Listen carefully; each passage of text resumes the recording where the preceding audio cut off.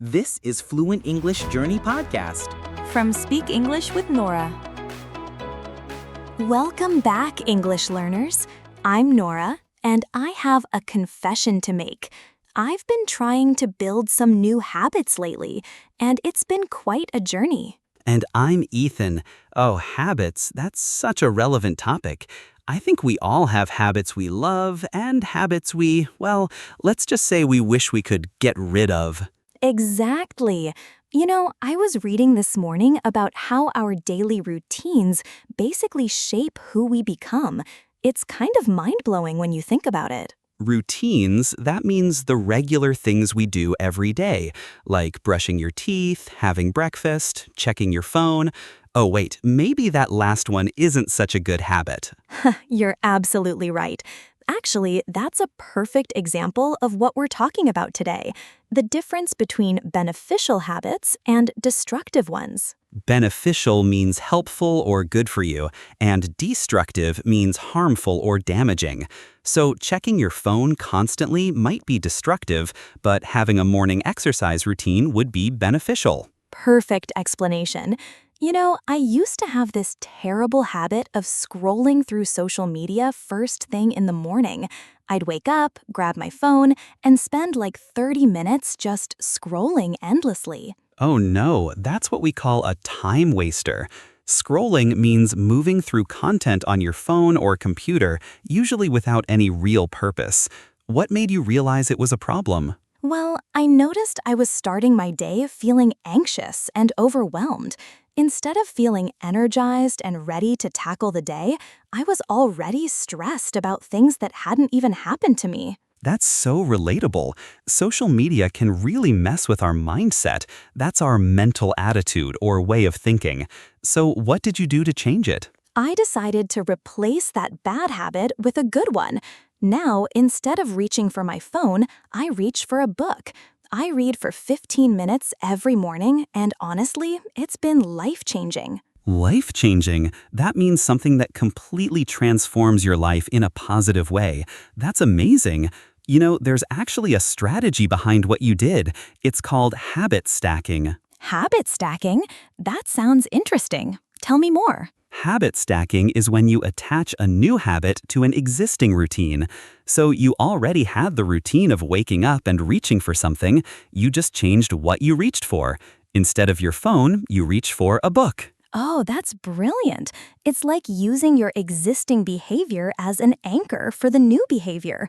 I never thought about it that way. Exactly. An anchor keeps a boat in place, and in this case, your existing routine keeps your new habit in place.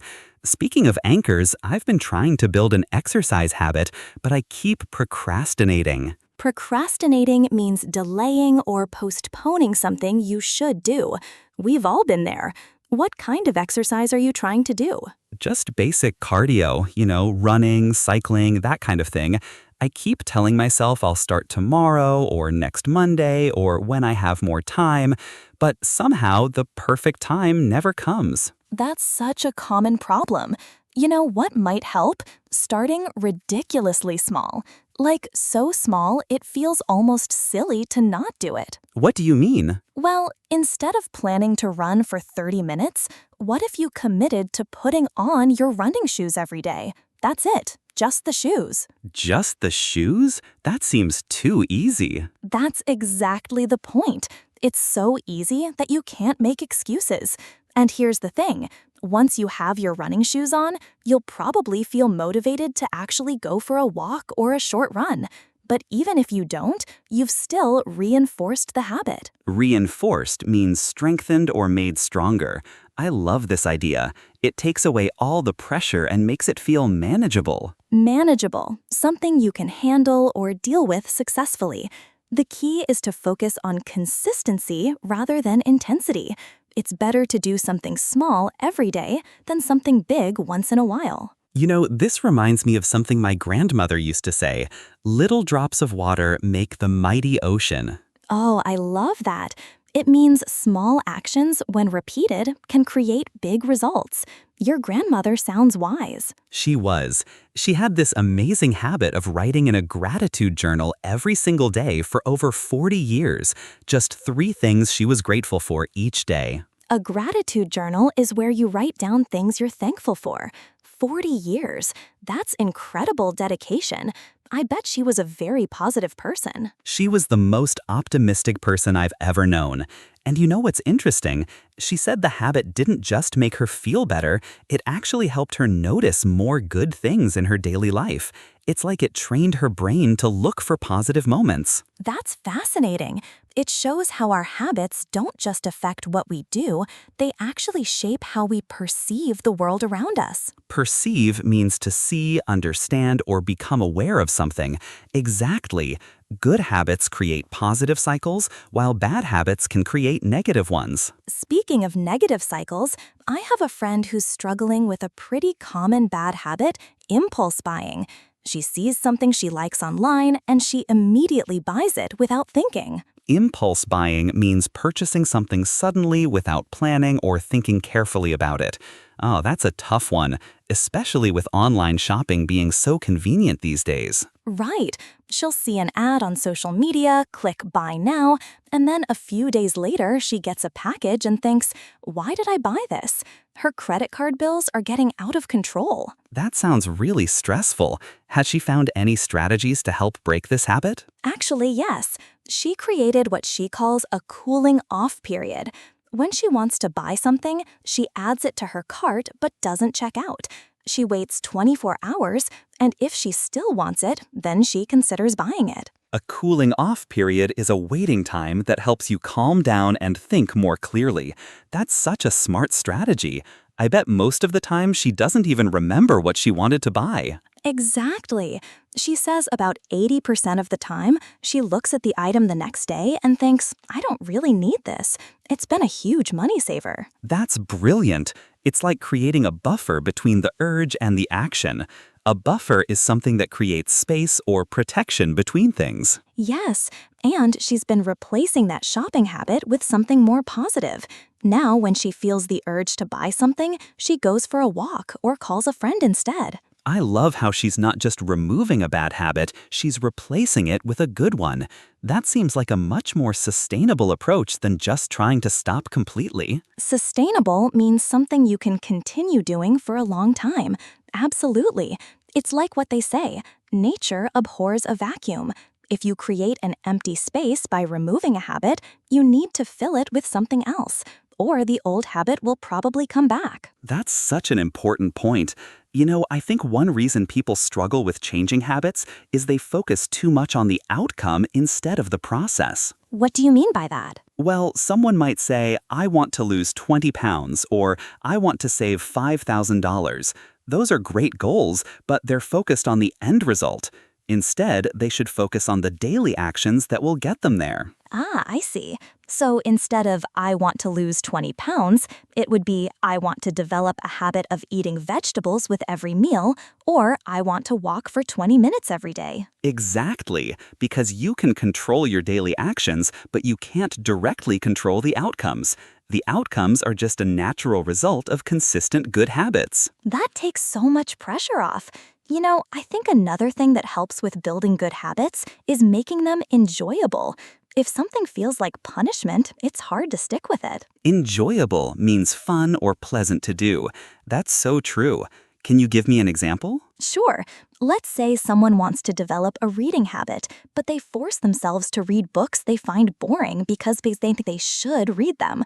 That's probably not going to work long term. Right. They should choose books they actually find interesting and engaging. Exactly.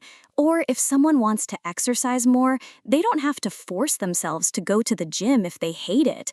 Maybe they love dancing or hiking or playing tennis. The key is finding a form of movement that brings them joy. That makes so much sense. You're much more likely to stick with something if you look forward to it rather than dread it. Dread means to fear or feel anxious about something that's going to happen.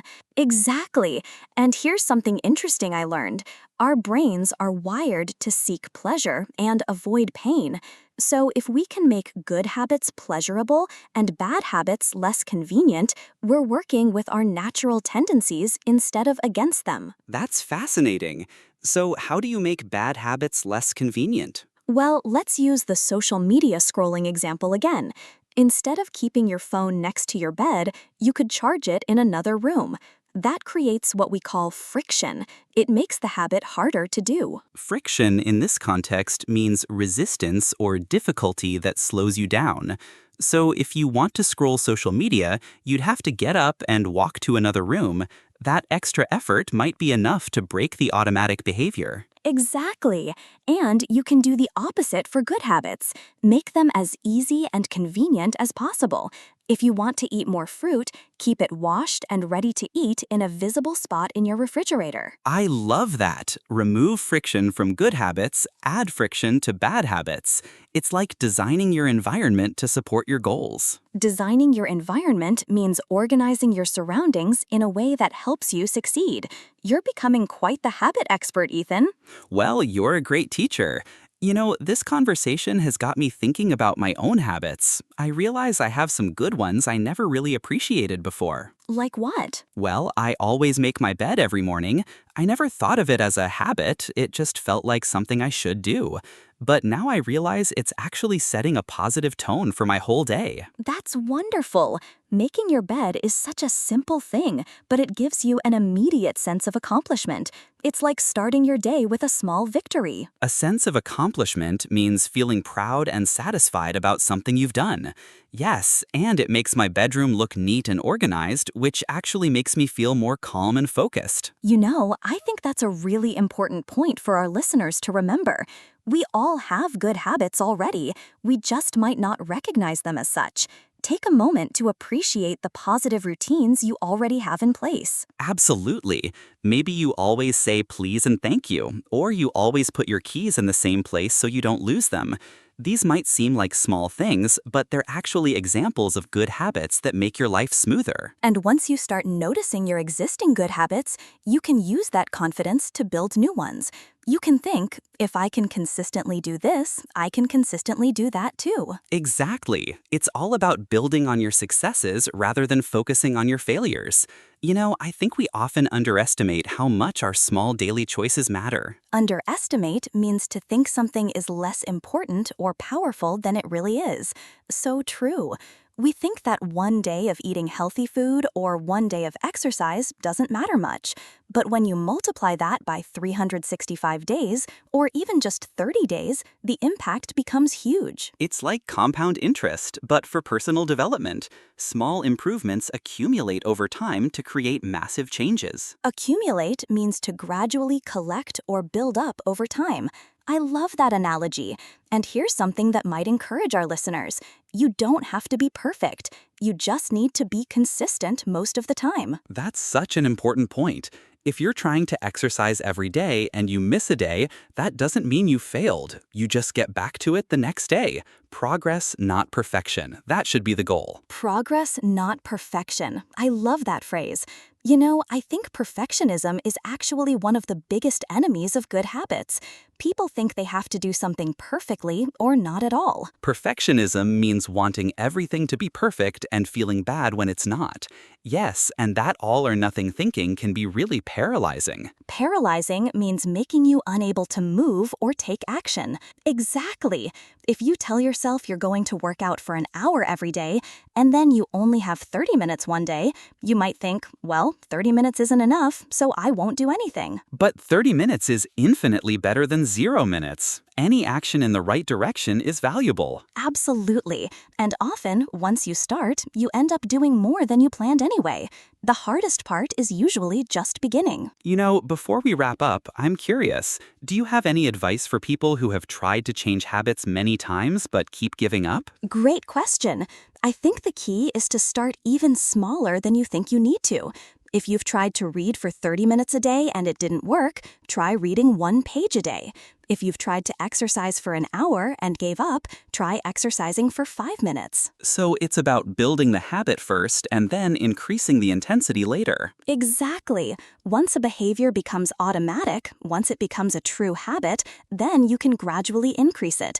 But in the beginning, consistency is much more important than intensity. That makes so much sense. And I suppose it's also important to be patient with yourself. Habits don't form overnight. Absolutely. Research shows it can take anywhere from 18 to 254 days for a new behavior to become automatic, depending on the habit and the person. The important thing is to keep showing up, even when you don't feel like it. Keep showing up. I like that phrase. Even if you don't feel motivated, you can still take action. Yes, motivation gets you started, but habits keep you going. You don't brush your teeth because you feel motivated to do it. You do it because it's just what you do. This has been such an insightful conversation, Nora. I feel like I have a much better understanding of habits work, and I'm actually excited to apply some of these strategies in my own life. I'm so glad. You know what I love about habits? They're one of the most democratic tools for self-improvement. It doesn't matter where you come from or what your circumstances are. Everyone can choose to develop positive daily routines. Democratic means available to everyone equally. That's such a beautiful way to put it. Small daily choices are available to all of us, and they can truly transform our lives over time. Exactly. So to all our listeners out there, remember, you don't have to overhaul your entire life overnight. Just pick one small habit you'd like to develop or one small habit you'd like to change. Start there, be patient with yourself, and trust the process. And remember, you're not trying to be perfect. You're just trying to be a little bit better today than you were yesterday. Thank you so much for listening, everyone. Thank you for joining us on this journey of learning and growth. Keep practicing those good habits, and we'll talk to you soon. Thanks for listening. Don't forget to like, subscribe, and check out my other videos to keep improving your English. See you next time.